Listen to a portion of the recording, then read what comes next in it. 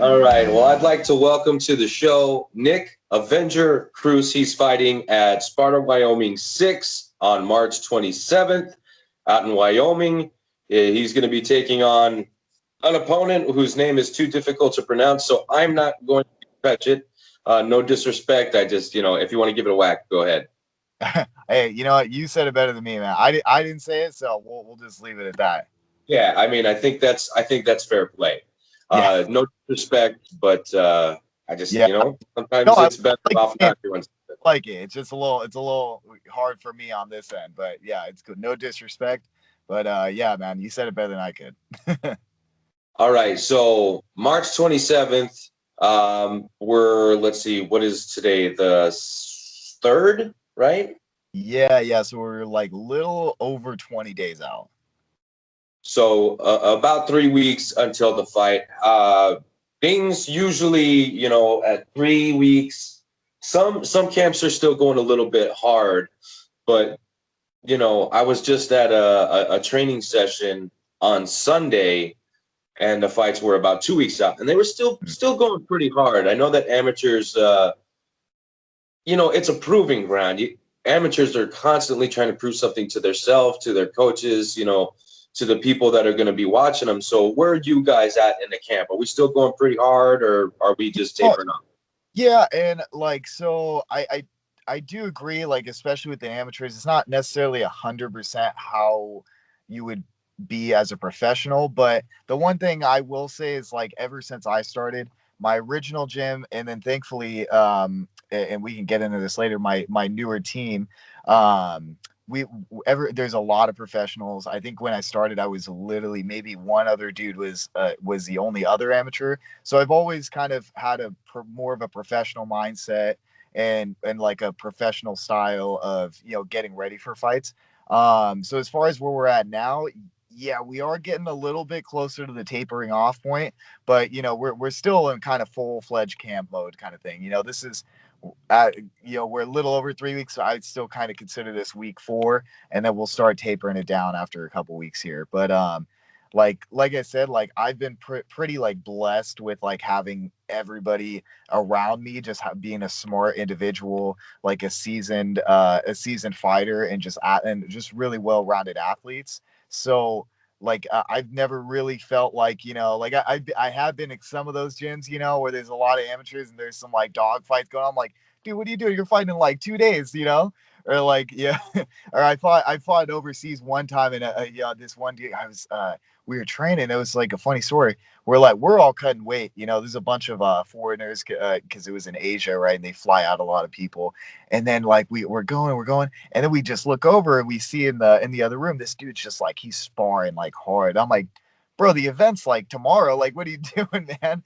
You know what I'm Yeah. saying? So yeah, man, I feel like pretty lucky that we're smart about it. I feel like we're a good team. But yeah, I mean, long story short, still going pretty well paced, and we'll start tapering off here pretty soon. Okay, and this fight's at lightweight, right? 155 pounds? Actually 45 pounds. 45. Okay, okay, okay. Yeah. So I know it's only a 10 pounds difference, but Mhm. for those of you that don't know anything about weight cutting, there's a lot, right? Yeah, yeah. Don't scare me like that, man. Don't. Right? Okay. So uh how strict are you being with your diet this close to the fight? So like I'm pretty, especially week 4, I'm coming on like pretty um like strict as far as like not yet counting like calories or like carbs or like stuff that you would more be concerned with like in a weight cut. More just overall my thing is performance. I'm eating for to perform well, to recover well, stuff like that. Where I'm not going out like, and my friends will be the first one to tell you I love McDonald's, man. Like, but like this is around the time where I got to cut that stuff out, the McDonald's, the boba, all that kind of stuff. So we're eating clean, we're eating good though, at least it's not weight cutting time yet. So, um, but honestly, overall, like I said, like that's really my whole thing is I've always kind of considered myself. Yeah, I'm still an amateur, but there's a way to conduct yourself in this sport. Like my wrestling coach, it really stems from like he's really big on. He's like, hey man. this is a dangerous sport. Like they say, you don't play boxing, you really don't play MMA, man. Like if you're gonna do this, live the lifestyle. Like this is a serious lifestyle. Treat yourself like a professional. Don't be going out and gaining 30 pounds, outside of camp. Like if you don't have a fight. So overall, like my diet, I would say is kind of consistent throughout the year. But yeah, maybe right now, like the last week or two, it is getting a little bit more like refined, I guess. And then I'm sure you talk to a bunch of fighters that the not so fun part's coming pretty soon. So Well, the good news is you're not trying to make 125, right? yeah, That's good news. yeah, for sure. Um, the when I was cutting weight, it was, yeah, I was a lot younger, right? So uh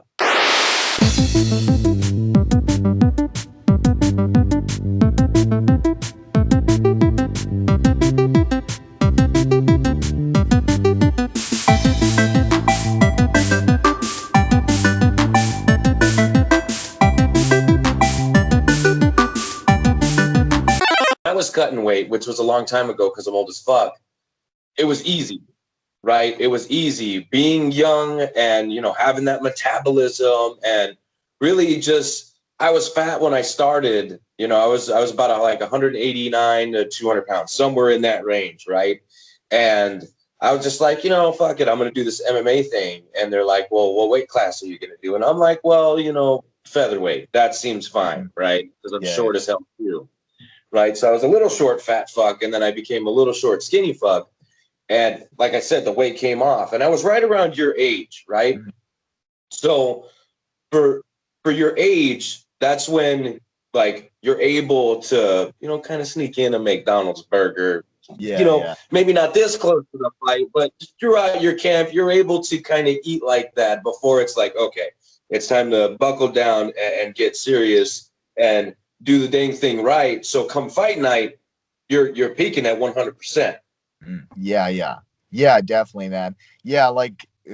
Yeah, and like you said, like I'm not gonna lie, like there's been some tacos in the last like 2-3 weeks, but we're reaching like week 3-4, and especially in like I'm kind of lucky, man. Like you said, like it's I almost envy some people that are like a little overweight or they can get overweight, because my thing is like I never can get overweight. It's more and it's not, and people think that's good too, but then you hear the term skinny fat, and then it's not so fun anymore. You know what I'm saying? So like, what's it called? It still takes some time to get into shape and stuff like that. So yeah, man. Like I said, like I'm a little grateful. I'm not gonna lie. Like I can afford a couple tacos, maybe 4 or 5 weeks out, but overall, like still kind of you still got to have the mindset for it, man. But so I totally get what you're saying. Like I'm not I maybe I'm not looking forward to when I'm like getting in the higher 30s end, where I'm like, oh man, the weight cut's not going to be as fun back or over there. You know what I'm saying?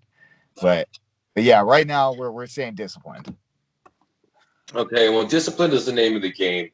And right now, you know, 3 weeks, it's not too bad. 3-1 overall in mixed martial arts, and 2-0 in kickboxing. So you've done this a time or two. This isn't your Yeah. first rodeo. You know what I mean? Yep. So Yeah.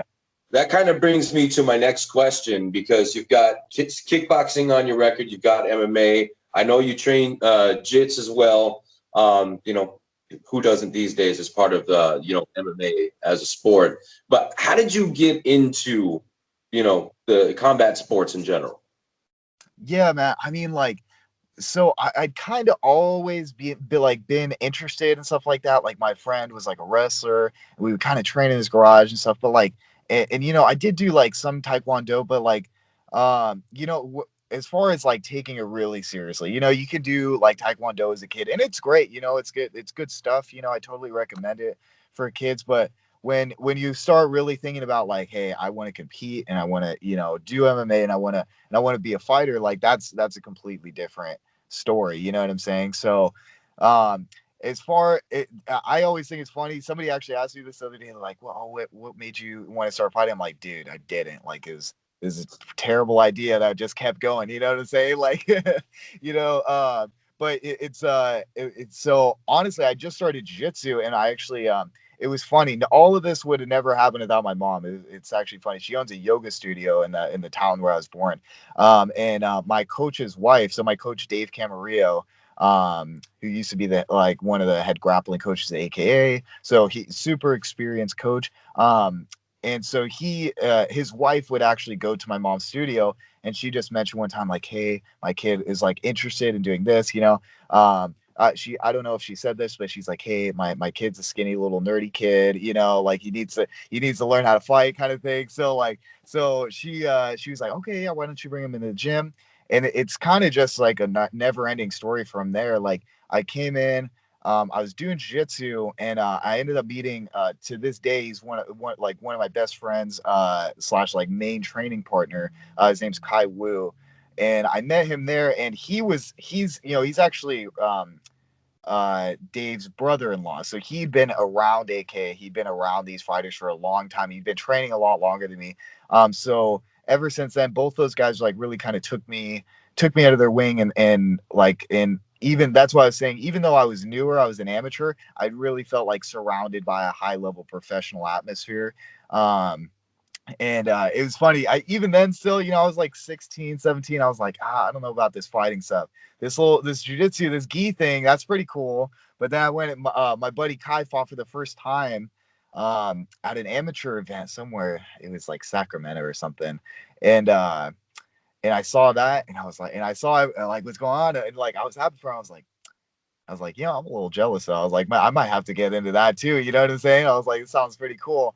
And so it kind of just kept on going from there. That's really how it started. And now it's just not to be a cliche, but people are like, you got to be obsessed with it. And it's like it's what I think about all day, every day, be in conducting yourself in a professional, like athletic manner, like that's just what I'm really like. It's my life now. You know what I'm saying? So it's almost like it's funny. I saw a stunt man the other day, and I go, "Hey, how'd you get into stunts?" He goes, "Oh, I fell into it." And I'm like, "Dude, I wish I was like that." That's exactly how I feel, man. Like it's just not as good of a punchline. Yeah, that's a superb punchline. Yeah, That's great. That's there we great. go. Punchline for us. You know what I'm saying? We're fighters, so they're Yeah, maybe. see, there you go. We got Yeah, clips. We can do yeah. it. We can do it. I like it. All right. Well, I mean, sometimes it happens, by accident. Sometimes it's, well, I competed in wrestling and I needed something to do after that, or, I just wanted to get in shape and walked into a gym. I mean, everybody's story is a little bit different, but it seems like the end result is just an absolute obsession. Yeah. So, and that's the kind of mindset that you need going into these sort of things, because it's a fucking cage fight, right? If you walk into a cage fight not 100% obsessed, how well are you going to do? Yeah, no, man. It goes back to the same thing, man. You can't play this stuff, dude. It's dangerous stuff. Like, and if you're like, I would wholehearted, and I really want to be a coach one day. That's part of it. If I ever heard like a fighter's like, I don't want to do this or blah, blah, blah, I would absolutely not consider putting him in there, man. It's got to be a lifestyle. It's got to be, and that's another thing too. It's like, yeah, we are cage fighters, but it really, for me, it stems from being a martial arts, like living the martial artist lifestyle. There's fighters where that's really where I feel like my group of people, myself, I wanted to separate us from like day one. Is like, fighters, you can, you'll go and gain that 30 pounds, like, you're not as motivated, I feel like, because there's not something right in front of you. But if you're obsessed with this and you live the lifestyle, you're gonna be a year round. My coach Dave, he's always saying, he's like, you're never getting ready, even if you got to fight. Even if you got to fight in like 3 weeks, you're never getting ready for that guy. You're getting ready for that dude that's like 5 years from now. And he's been training in a cave. You know what I'm saying? All these Russian dudes coming out of nowhere. All these guys from all over the place. They've been training in a cave since they were like 4 years old. That's the guy you're getting ready for, man. And you can't be slacking off throughout the year and expect those results. You know what I'm saying? So, I mean, that's really like a big part of why, like, I feel like where my confidence comes from, man. It's like I got a 4-week camp, maybe 3-week camp. That's not that long, but I do this all year, so what is there to be scared about? I've been training 6 years for this straight, you know? So I guess like, yeah, that's really where the confidence comes from, man. You really got to live this way. Yeah, and training smart, not necessarily not training hard, but training smart, right? And training every aspect of the sport, even if that means, adding new areas of combat sports where, maybe you don't like doing judo. You know what I mean? Well, I need to know what to do when somebody's about to throw me over their fucking head. Yeah, You yeah. know, well, I don't like kickboxing. Well, you're not going to like it when they kick you upside the head either. You know what I mean? So it's kind of one of those things where you have to cover all of it, and you can't be lazy in one aspect because then that'll be the one aspect where you catch an L. Yeah, absolutely. Yeah, man. I mean, I just look at guys like, with like traditional backgrounds, and I'm not a huge like traditional martial arts like fan, like, but you can look at guys like Machida and stuff like that, and it's really like you see the way like when he fights or somebody even like Stephen Thompson, yeah, he's kickboxing, but he's really like point kickboxing or what have you. Like there's so many guys coming out with that are adding traditional martial arts backgrounds, and it's really like, yeah, maybe back in the day, I feel like the common answer to that is like, oh well, look what happened, UFC 1, 2, 3, all those forms lost. But what happens when you have the wrestling, when you have the jiu-jitsu, when you have the kickboxing, and you add that in, and all these other guys have never seen it, you know what I'm saying? And now they're Mhm. like, okay, what do I do with this guy? He's almost like, that's always been my number one thing, is I've never wanted anybody to be able to throw like a like a magic spell at me, like I'm like, oh shit, I've never seen this before, I want to see everything, so like, you'll catch me setting like, I don't want to admit it, but like Wing Chun and stuff like that. You'll see me on Instagram watching like these like little Aikido stuff. Maybe it's not the best thing for MMA, but you got to see everything, man.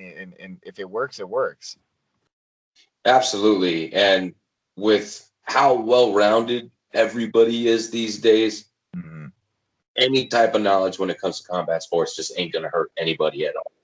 Yeah, absolutely, man. The game is crazy now. Like even my coach Dave, back when he was training DC and Cain Velasquez and all that, when they were at the top, he's like, even from then, the last like 5 to 10 years to now, he's like the game is just completely different. Well, you could be a world beater one day and then, your oldest Cain Velasquez the next. So Yeah, it's yeah. also got a very short window of opportunity to where you can, really capitalize on a career. And I assume that you want to turn pro at some point and make a career of this, no? Yeah, I mean, dude, definitely sometime soon too. I mean, obviously, and this is no like, I guess excuse because it's happening to everybody, but without the corona and stuff like that, like I was really expecting this last year to be like more of a very active year so I could go pro soon. But I mean, I'm still young. I'm like 23. There's no huge rush. For me, it's really like it just goes all the same. Like it's a lifestyle. So why is there a rush to go pro and do all this stuff when I'm going to live the same way anyway? I'm going to train and get better every single day. It's just money's, I'm not gonna lie, money's nice, money's nice, but it's long. Yeah, for me, I'd rather wait until and get all my experience when I can't, like in the amateurs, when it's not so when the stakes just aren't so high, you know what I'm saying? That's why, like I was telling like people were asking me, like my girlfriend is asking me like, oh, do you get nervous and blah blah blah. And I was like you said, or we pointed out earlier, this is my first rodeo and it won't be my last, you know what I'm saying? So it's like I could go out there, I could take risks, I can lose the next 10 fights. I don't even care. You know what I'm saying? As long as I'm getting better, as long as I'm doing my thing out there, like this is the time to do it, and then you really worry about the business end later. But I mean, to answer your question though, absolutely. I'm trying to go pro as soon as it makes sense.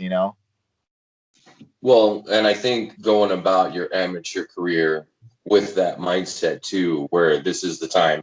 Like I just did an interview yesterday with another amateur who's fighting at a catchweight here in Arizona at Rough 39, which is not this Saturday but next Saturday, right?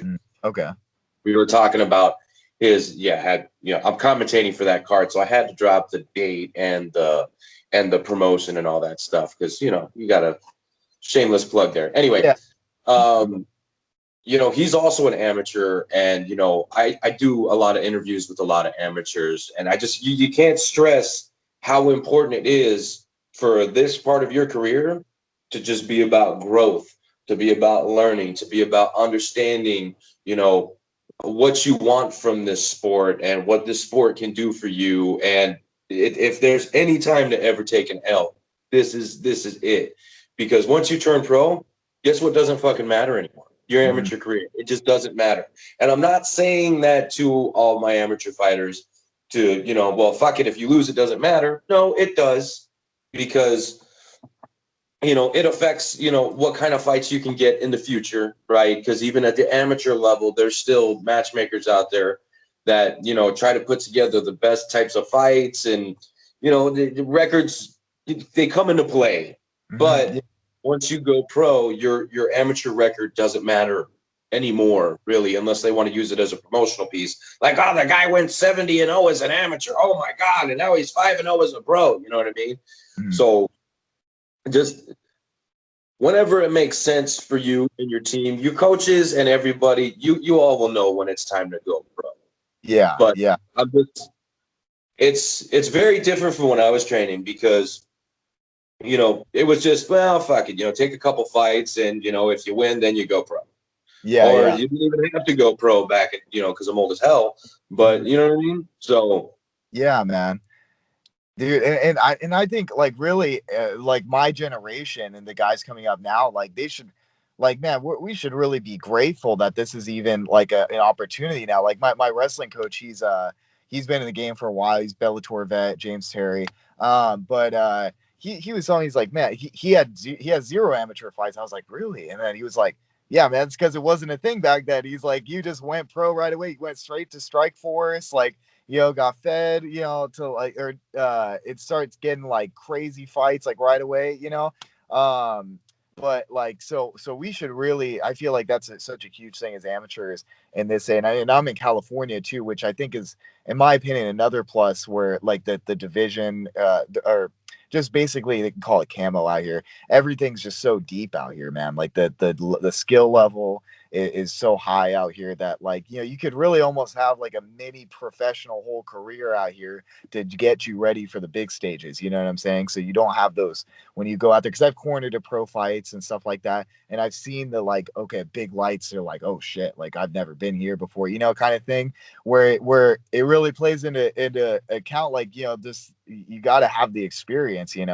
and I mean, for me too, that's another thing. I feel like it's also kind of expedited my, my experience and level in MMA. Is like, I've been like super fortunate with my team to be able to, like, with my buddy Kai and other fighters, be able to corner at like professional events. Like, I've cornered at Bellator, I've been to these bigger shows and stuff like that. And I've really got to see like exactly, what went well, what didn't well, what needs to be, I guess your mindset and stuff like that going into these fights, and how to basically just, plan out a career. So, I've been real fortunate with my team. And just like the timing for me has honestly been perfect. So yeah, man, I definitely think like this will be, my last like years in amateur, but I totally intend to take full advantage of it. Well, I'm going to point one thing out to you. Mm-hmm. Okay, I'm going to point one thing out to you, and it is just absolutely evident through this conversation. Are you sure you're fucking 23? You sound way older than that. No. You got a fucking head on. When I was 23, I didn't give a fuck about nothing. I didn't care about anything. Are you sure you're not like a 37-year-old man over there? Like, I'm just gonna 23. Yeah. I'm just surrounded by smart people. This isn't even my own words. I'm just telling you what other smart people tell me, dude. Like, it's probably good. wild. So it means you're paying attention. It means you're paying attention. Oh, dude, thanks, man. I really appreciate it. Like, yeah, I mean, like I said, you ask my girlfriend, dude. I'm not the smartest dude in the world. Like, she gets me on that all the time. But yeah, if there's one thing I really I really try to do is if somebody smart tells me something, man, yeah, listen, man. Yeah, just be a sponge and soak it up. Well, that's good. It's refreshing. It's refreshing because some 23-year-olds at my work, even 27-year-olds, I want to smack them. I want to smack them because they act like they're children. You know what I mean? So it's like, okay, not saying that I smack children, Yeah. but if they deserve it, gotta give them the old. Hey, man, I won't say anything, man. It's all good. Our secret is safe with the internet, right? Yeah, definitely, man. No, I told you I've been coaching kids for a long time. I've never done it, but I totally get it. And it's easy. I get to give them back. I get to give the kids back. I'm like, I don't know how you guys do it. Like, Well, like I said, just make sure you're ready yeah. because when you're ready, you're not ready, right? So we got to get to my favorite question, okay? Okay. Because I'm a fat kid, right? All And I right. All right. love food, okay, and I know we talked about it a little bit earlier, but when you win on the 27th, what is the victory meal? Oh, dude, you already got me. Like, I've got this planned out, man. Like, I know I said I'm skinny, but I more adhere to the skinny fat side of me.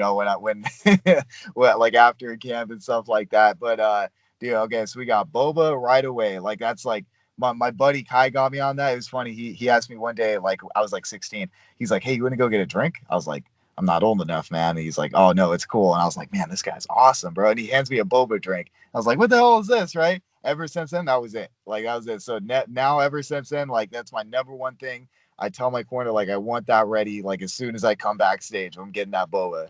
So we got the boba pizza. I'm a big pizza guy. I don't know what it is. I'm not Italian or anything. Pizza's right off the bat, and then a burger. Like that's just straight.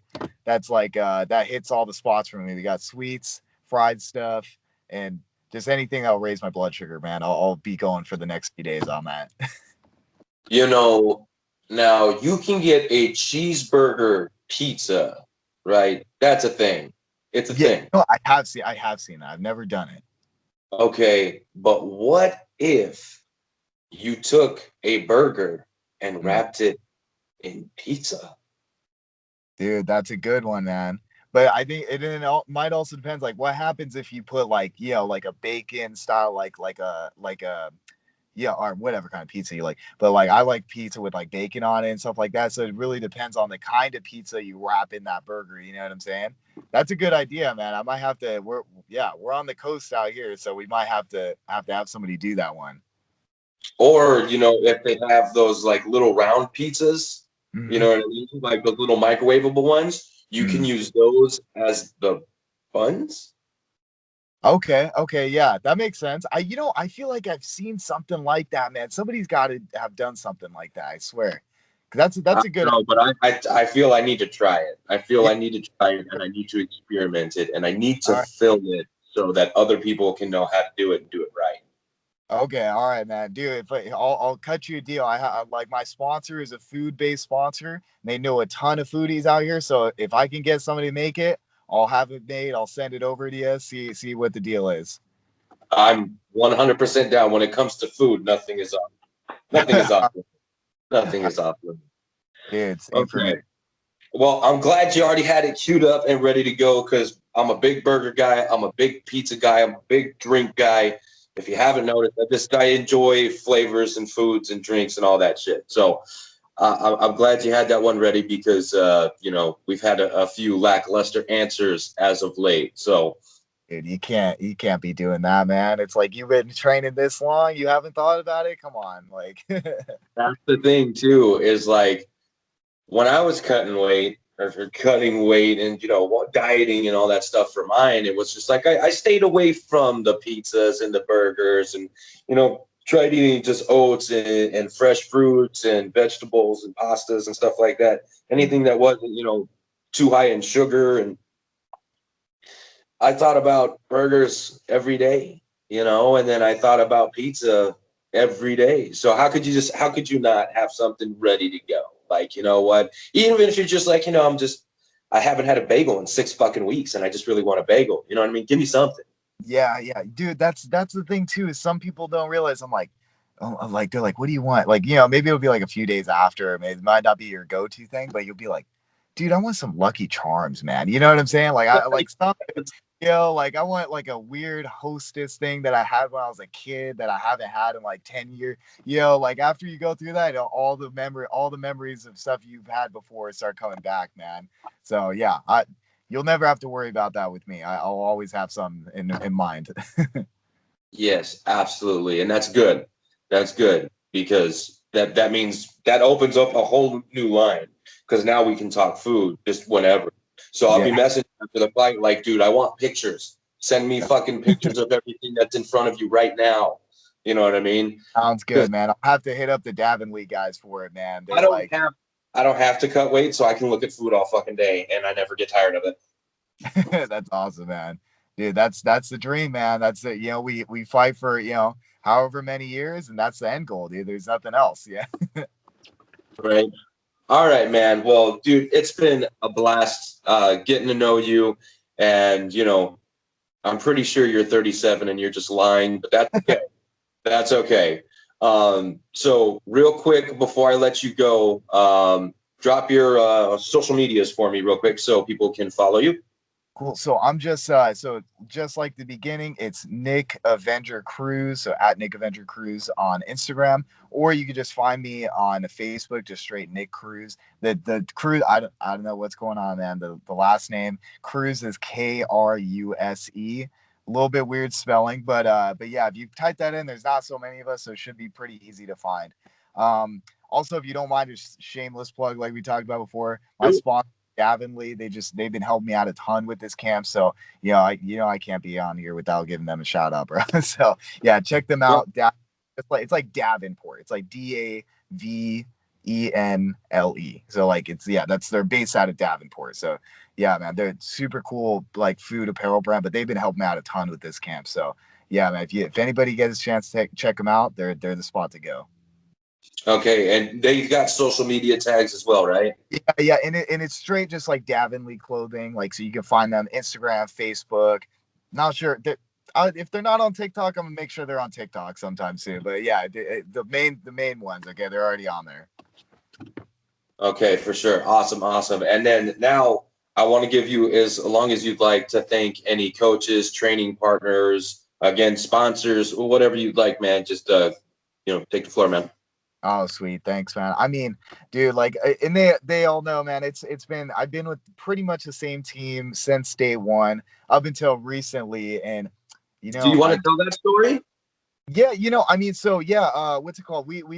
So I started out at Gorilla Jiu-Jitsu in Pleasanton with my buddy, or I'm sorry, with Kai Wu, and then my head coach Dave Camarillo. So he was like the main trainer there with another my wrestling coach James Terry. They're kind of co-owners and stuff like that. But obviously the Rona hit, hard times have been coming. So we actually ended up having to close our doors there. You know, so hopefully temporarily, and I say hopefully, but we're like pretty on track with coming back, especially like I hopefully we I don't know how the Texas thing is going to go. Maybe there'll be our little experiment to see how the opening comes back up, but when we do open back up, they're already looking to get things up and running again. But with that said, I do have a new team. I'm not necessarily sure if they're going to want me to give a shout out to them, so but it is cool though because my coach Dave and the head coach here actually came up together. They're both from Half Gracie and stuff like that. They came up together. This other head coach is he's a super great mind for MMA and stuff like that. Also a fighter, fought all over the place. So yeah, it's great. Like I've been able to keep the lineage going, and then also it's really good. I've been able to Gorilla almost is turning into like a franchise. I've been able to train over kind of like 45 minutes the other way. I don't know if you know California too well, but there's like I'm kind of in the middle. I have the Bay Area one way, and then I have the Valley the other way, and they're like two separate worlds. This way is like super, uh, I get I don't want to say anything, but they're really worried about COVID. Whereas this way, it's like it's Texas. They don't care at all, man. So what's it Okay. called? He's able to keep his doors open, and so I've actually been able to train with him. So that was the one thing, man. Like I love my team so much at Gorilla, and everybody that I've met there. So I really wanted to, stay within a similar lineage and stuff like that. So I've been super fortunate to have people, to go to after the closing of our main gym. But yeah, man, like I said, super grateful for all those guys, but we will be back in Pleasanton. So if anybody like an old student is watching, like we'll be back for sure. Well, right on. Yeah, COVID, me and my wife both lost our job, and I was out of work for, I don't know, like a couple weeks, and I was able to find a spot, and I kind of been stuck there for a little bit, right? Okay, So okay, my wife was eventually able to go back to work. So good. when this thing first hit, it was pretty serious. Just the way that things were playing out, not Mhm. necessarily, for anybody, up until very recently, like I hadn't even known anybody that had COVID, right? Really? Okay. And then I tested positive probably about like a month and a half ago, maybe something like that. It was a false positive Oh, because really? yeah, it was before they had done the level. They lowered the levels of the detection. Mhm. So I had some other fucking COVID probably because I mean I guess like I could have been asymptomatic, but I felt fine. The only thing that sucked is I still quarantined away from my family. Mhm. Um, so off 10 days for work, you're sitting in a bed doing nothing, you're getting fatter. I mean, it is what it is. But the whole situation, I mean, it's closed a lot of doors to a lot of businesses, and it's very unfortunate that shit has gotten to be that bad. I wish things had played out a little bit differently because there's a lot of mom and pop shops that closed, and that fucking hurts because I love mom and pop places, man. I've Yeah. like whether it's food, gyms, or whatever. You know what I mean? For me, mom and pops is what built this fucking country. Yeah, yeah, absolutely, man, dude. Yeah, and I totally agree. And like, whether or not you're for or against, taking all these measures for COVID, I think everybody can agree that no matter what, it was so hard on small businesses in America and just so many people, man. It's definitely like no matter your thoughts on it, you got to admit it's one of the worst things to happen to the entire world, in a very, very long time. So and what's it called? And I mean, it's good, you didn't have any symptoms or anything too, like I ended up catching it too. I was very similar, like, and I know it's like different for everybody. So, I mean, I guess all there really is to do now is just kind of, get back on the horse as soon as possible. I mean, I guess we're all kind of waiting to when we can do that. But yeah, I mean, as far as us, like we kind of figured it out. So, hopefully everybody can do the same thing, just keep on going. But yeah, I mean, I know for me on this end, like we're ready to get back to it, man. Yeah, for sure, 100%. And like you said, hopefully things do go as planned, and you guys are able to open your doors back up. Yeah. So let's rewind real quick so you can go back to your shout outs. Go ahead. Okay, okay. Yeah. So let me see. As far as the gyms go, what's it called? I've been at Gorilla Jiu Jitsu in Pleasanton. So we still got all those guys. Like those guys have been helping me out a ton. We got James Terry, JT, and then we got the new gym I'm training at. Not necessarily sure if I can give them a shout out, so we'll kind of leave it at that. But they'll people will know about them when everything's up and running. We got the clear. And then, like I said, I've been still training at Gorilla, and it's Turlock, California. So it's like 45 minutes from where I am in Tracy. But yeah, man, I've been training with the same guys, like the same kind of group. And if anything, it's been even better, man. Like the training's been, the level's been great, and the coaching's been great. And while we still have Corona, the quality of partners and stuff like that has also been just it's been one of the best camps I've had so far. So that's why I'm just so excited to get back in there, man. Awesome, man. Awesome. Well, I can't wait to see you perform. It's going to be interesting to see your opponent in there with a 37-year-old man. I got to admit, it's going to be weird, right? He's not even going to know. I mean, he's not going to know because you're just going to tell him, "Hey, I'm 23," and he's not going to know you're lying. I mean, he's got no idea. Hey man, that's a superpower. Hopefully that's my advantage. You know, usually it's the other way around. Hopefully, me being older at heart will kind of be on my side. Yeah, true. It's just he doesn't know, so you don't even have to say anything. Yeah. Just, we'll have to like, we'll have to block him on the podcast. You know what I'm saying? You can't see him. There you go. Block him on the promos. Well, maybe he muted the words 37-year-old, so he won't even know. You know what I mean? Yeah, I like it, man. I like it. Keep him out of here. That's the thing you can do now is you can mute words. Oh, really? Okay, I didn't know that. I'll have to keep that in mind for hopefully. Right. Hope I do any other podcasts. I say something stupid, you know, like hopefully I can just remind him, like, hey, you can take that out, you know. Well, if you get a good editor, they can take anything out. Like when my daughter interrupted, which I'm gonna check to see how cute it was, and if it was super adorable, it's gonna stay. But if that's got to come out, bada boom, bada bing, like that. Nice. So if I took it out, now they're hearing this and they're gonna be like, "Hey, what happened?"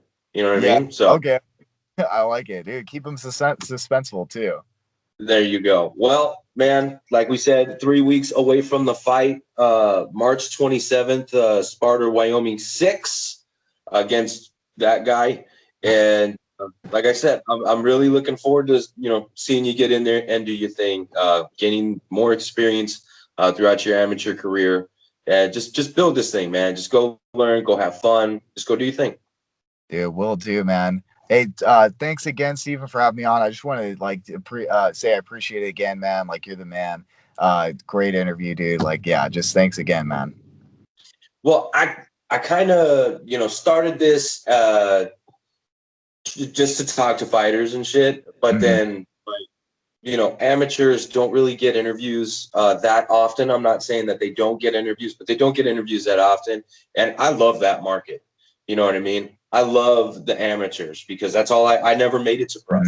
So to kind of pick the next generation's mind on the sport before they take it to that next level, I think that's dope as hell. And giving you guys the opportunity to have something to promote your fights, fuck yeah, I'm all for that too. You know what I mean? So I'll take the UFC Bellator 1 interviews because I do those too. But I really, really enjoy like amateur interviews for sure. Those are my favorites. Dude, that's awesome, man. Yeah, like, dude, like I said too, like it helps us out so much, man. So like anybody that's like, remind him too. Right? I like the remind you like, hey man, you should be grateful. You know what I'm saying? Like most people don't be able to like get an interview like this at this level.